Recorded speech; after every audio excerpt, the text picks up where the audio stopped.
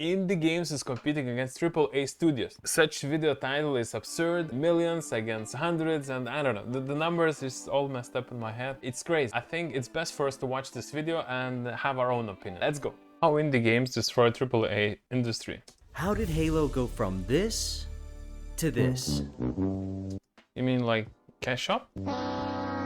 Okay. And how can a game made by one dude in his bedroom have a larger player base than Halo, Call of Duty, and Battlefield combined? To answer these questions, we first need to understand why AAA studios have taken all of their desire to make fun games and just Blizzard. thrown it out the window. Do you guys not have phones? From what I found, it all started a few decades back when the video game industry really became mainstream with the release of Space Invaders. This game took the world by storm and really put video games on the map. See, companies were scrambling to get a piece of the growing video game industry, and the man who kicked everything off was Space Invaders' only developer, Tomohiro Nishikado.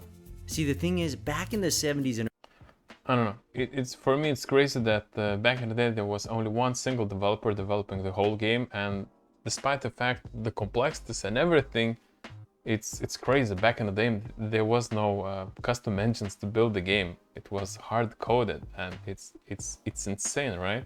early 80s. Most games were made by one or a few developers. You couldn't pack much into a whopping 4 kilobyte I used to play with those. game cartridge after all. So games were simple in design, but because developers couldn't lean on graphics or music to attract a lot of players, games developed at this time really had to be fun. And Tomohiro understood this perfectly. In an interview a few years ago, Tomohiro even had this to say: "Yes, I developed Space Invaders by myself. In those days, that was the standard for games to be made by one person. Today, however, that work in development is so divided and specialized that one person can't." I think now it's the CEO and all of the corporate ladder who is deciding what kind of game it's gonna have, what it's gonna be, what kind of game gonna have which kind of features and monetization. I somehow believe this video is gonna be around that, and yeah, let's just see.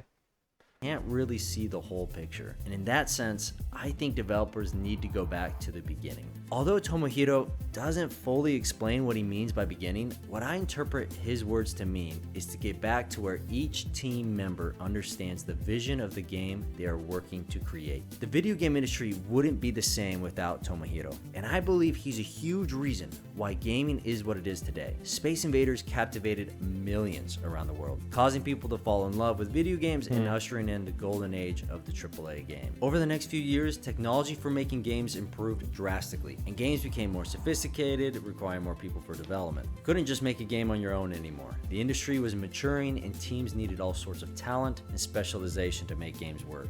That's true. Game studios began expanding at an incredible rate to create more advanced games. So as the 80s and 90s progressed, we see less and less solo developers like Tomohiro producing these great games. Bungie is a great example of this. They only had 3 employees in the early 90s, and together the 3 of them went on to create a few successful games: Operation Desert Storm, Minotaur the Labyrinth of Crete, and Pathways into Darkness. But they were relatively small and simple. Nice. A few more employees were added over the years, and the company grew. Most of the employees were college students with nothing but the desire to make fun games, probably inspired by developers like Tomohiro. As Chris Butcher put it, the culture of Bungie is pretty simple. There's a bunch of college kids who wanted to drink beer and eat pizza and like do amazing cool stuff. And Yeah, damn, I really wish that all games that would be released now would have the very same intensive, like the games should be fun, engaging, and building some sort of community around it. But now it's a little bit different things. It's corporate got injected into the games, and there's a lot of monetization stuff, and you can't really, it's in the word game, it's monetization is the third letter. Yeah. their basements. 10 years after the launch of Bungie, 40 people were doing just that. And from the scrappy team nourished by pizza and beer, Halo was born. Obviously, it exploded in popularity. It felt like Halo was the only reason most people bought an Xbox. Microsoft, of course, loved it, so more money, talent, and resources were just thrown at Bungie to make Halo 2. But even though the team grew in size, the culture was still the same. The Bungie team was passionate about making the best game, and man, they did just that. Halo 2 was released and people lost their minds over it. I mean, it was national news. With a successful launch of Halo 2, Bungie was on a pedestal and people couldn't wait to see what would come next. 2007 finally rolled around, and if you thought the hype for Halo 2 was big, Halo 3 was even bigger. The multiplayer, the campaign, and the community were on a whole new level. No! It was the pinnacle of gaming. So Bungie did it. They had set out to create some of the best games of our era and were ready to throw in the towel after Halo 3. The studio had achieved what it set out to do. They were ready to move on. It was really important to us to end on a high note with Halo 3. But of course, Microsoft couldn't let that happen. Halo was the golden goose, and they weren't done with it. So Bungie was asked to create one more Halo game before leaving Microsoft, and that game was Halo Reach. Halo Reach was a beautiful game. The campaign was emotional, and the Forge was unreal. That said, I don't think Halo Reach was as good as Halo 3. Right? Don't get me wrong. I think it's a phenomenal game. I mean, it made $200 million on its launch day. To many, it was peak Halo. However, for me, I believe Halo Reach wasn't made with as much passion as the previous Halos because the team had already told the Halo story they wanted to tell. Players were pretty sad when Bungie moved on from Halo, but excited to see what they would do next. And as we watched Bungie give its farewell, Microsoft, behind the scenes, handed the Halo mantle to a new studio, 343. Well, only a year had passed since Reach, and it was announced that Halo 4 would be coming out in 2012. At the time, most of us didn't think about Halo 4 being made by another developer as being too big of a deal. We were just excited for more Halo. And on launch day, the hype clearly had a big impact on Halo 4 because it made $220 million. Players were eager to continue the story of Master Chief, but something was different. The gameplay was different. It just felt off. I mean, it looked like Halo, but it didn't feel like Halo. And only after a few months in, players started dropping like flies, flocking back to Halo 3 and Reach. At the time, players thought that maybe it was just a fluke. 343 was learning the ropes and got caught up in that Call of Duty hype. Halo 5 will be different. 343 learned their lesson. Halo 5 rolls around and it makes $400 million in its first 24 hours. Okay. So people loved it, right? Nope. No co-op campaign, overly aggressive and competitive multiplayer, and no content at launch. How can a company screw up so many things that their predecessors, Bungie, had already paved the And still making 400 million, right? path for? Players at this point just hoped It's huge. 343 was going to learn from their mistake. They would listen to the community this time and So release a bad. game that players really want. Bonnie Ross said 343 will do better and promised there will be a co-op campaign this time. The next Halo will be different.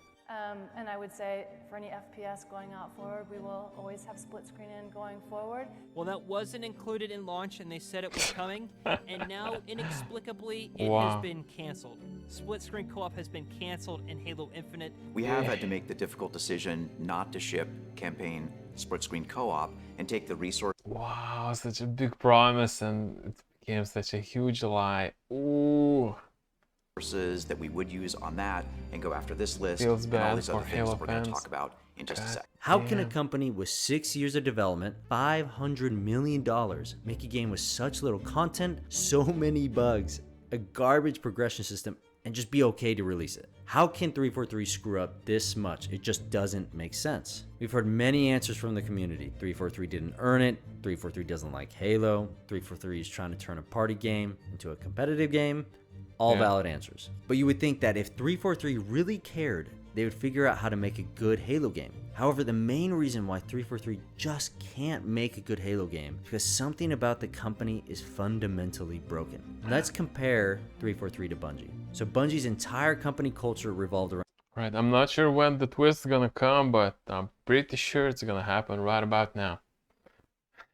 making the best game possible. This drove them to make Halo bigger and better each release. 343's focus, on the other hand, revolves around money and how they can make more of it. Every Halo game Yeah. they release has less content and has gotten worse. Even indie games don't have problems with creating a progression system, yet multiverses and Splitgate just fucking blow Halo Infinite out of the water. You don't even have a progression system. It's easy to see the difference in quality between these two studios, but it's not as easy to see why there's a difference. And this is why 343 doesn't have the capacity to make a good game. The leaders of the company don't put quality of the game first. They put money first. And this culture of money first thinking trickles down to everyone. Even if you are a 343 developer that just loves Halo. Any reward as an employee only comes when your work is furthering the goal of making more money, not the best game. Yes. All the details are. I love it. This is the first time. Oh, so Yeah. you're really hoping it doesn't crash, right? That's fantastic. Now, I haven't answered a very important question. Wow, Why this wouldn't looks 343 so horrible. prioritize making the best game? Won't that make you more money as a company? At first glance, this seems obvious. Make a good game, you'll make money, right? Well, kind of. This If is you a good make video, a great right? game and you have a marketing budget, then sure, you're bound to sell copies. But large AAA companies discovered a way to make more money than ever before without necessarily making a great game. Live service games. You may have noticed that an increasing number of AAA games launched live Battle service games Pass. with battle passes and content roadmaps. Yeah. Why? They make a lot more money after launch day thanks to microtransactions. You no longer just make money when people purchase your game. It's not one and done. You can make money now during its entire lifespan. The developer is inclined to continue supporting a game and its community long after launch. But it doesn't help that 99 out of 100 live service games coming out these days are only that way because executives are rushing out unfinished products, and most of these games just end up in the AAA graveyard next to Anthem. Still, there are a few games that have found long-term success with this model. League of Legends, World of Warcraft, Destiny 2, but I would argue that the success of these live service games have hindered the creation of sequels long overdue. It's been 20 years since Warcraft 3 came out. 20 years. Where in the world is Warcraft 4? The reason Blizzard hasn't made it yet, despite Warcraft 3 being so successful, is because they haven't figured out how to make it a live service. So here we sit in 2022, having watched our favorite IPs disappear or just be bastardized by the companies we once revered. What do we do now? For every bad AAA game released, 10 great indie games are released simultaneously. I mean, why is the Untitled Goose Game the best stealth game I've ever played? My boo! Hey! I'll just take this. Why is Hollow Knight, with its dreary atmosphere and tight gameplay, the best Metroidvania? And why is a roguelite indie game about escaping hell over and over Oh, so Hades. simple It's but an awesome play game. just so perfectly? It's not because these indie developers are the most talented or have oodles of cash on hand. It's because they did one thing and one thing only. They followed the fun. That game about escaping hell over Hell and yeah. over is the breakout phenomenon Hades. And I can't think of a game or a game studio more focused than them on following the fun. Oh, Why? man, I'm Because having Supergiant goosebumps. Games spent 2 years with Hades in early access, making sure every detail of the game was what the community wanted. 2 years. I know you hear early access and like live service, you imagine all the train wrecks over the years. But Hades and Supergiant did it right. Hades creative director Greg Kasavin said this about its 2-year early access. With Hades, we identified that we wanted to make an early access game first and foremost to see what we could build in partnership with our community. So the plan was to do early access very from the strong get-go. statement. Supergiant wanted Hades to be in the hands of the community, not for the quick buck like these other games, but because Supergiant wanted to build a fun game that the community would love.